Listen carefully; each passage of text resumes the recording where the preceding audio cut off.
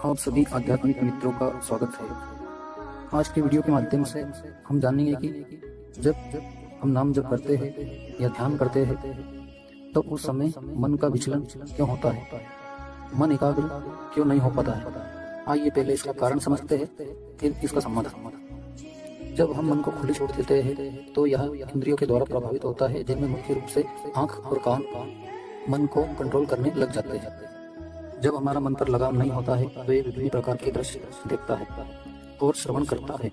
जैसे आप कहीं से जा रहे हैं तो आपको विभिन्न दृश्य दिखाई देते हैं, या जब कहीं पर चर्चा होती है या किसी की बातें अनजाने में दिमाग में बैठ जाती है। आप इन पर ध्यान भी केंद्रित नहीं करते, किंतु आपका सबकॉन्शियस माइंड इनको एक्सेप्ट करता रहता है और दिमाग में लोड करता रहता है, और किसी भी दृश्य को देखने और सुनने में सेकंड से भी कम समय में दिमाग उसको कैप्चर कर लेता है। ये दिमाग की स्थिति है। किंतु अगर हम इनमें ज्यादा समय बिताते हैं देखने के लिए, किसी घटना या दृश्य का विश्लेषण अगर हम करने लग जाते हैं, दिमाग के द्वारा चित्रों का एनालिसिस करते हैं, तो फिर दिमाग स्थायी रूप से उस रील को सेव कर लेता है। आप कभी भी ध्यान रखें कि अगर आपने किसी चीज को 1 सेकंड से ज्यादा देखा है या सुना है तो वो उसको कुछ समय बाद भी रिपीट करेगा। मान लो कि जैसे कोई रिकॉर्डिंग की गई है और उसको बार बार चलाएगा, आप कहना चाहते हो सडनली किसी चीज को देखना या हमारे इंद्रियों। और जब हम ध्यान में बैठते हैं तो यही देखे गए दृश्य, सुनी गई बातें ध्यान के साथ साथ में साइड में एक रील जैसे चलती है।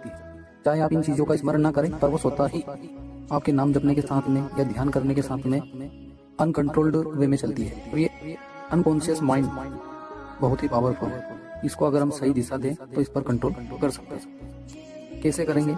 जब भी आप किसी दृश्य की ओर निगाहें जा रही है तो उसको विदिन सेकेंड रिवर्स करें। किसी बात पर ध्यान जा रहा है तो वहां पर नाम जप करें।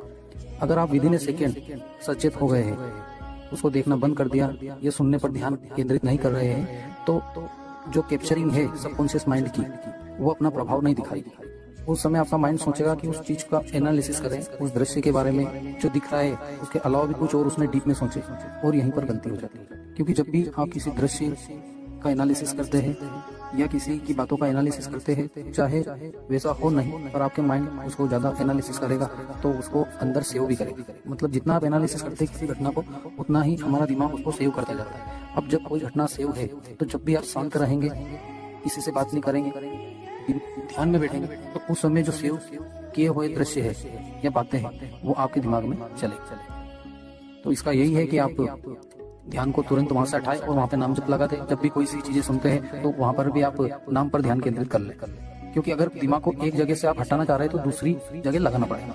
कोई सी चीज देख रहे हैं तो वहां पर नाम को देखें, कोई सी चीज सुन रहे हैं तो नाम को अंदर मन से सुने। जब ये चीजें हम नियमित रूप से निरंतर करते हैं तो ऑटोमेटिकली हमारा जो सबकॉन्शियस माइंड है उसमें नाम चलने लगता है, और जब सबकॉन्शियस माइंड में नाम चलने लगेगा तो आपको नाम जपने का याद नहीं करना पड़ेगा। हर हर महादेव।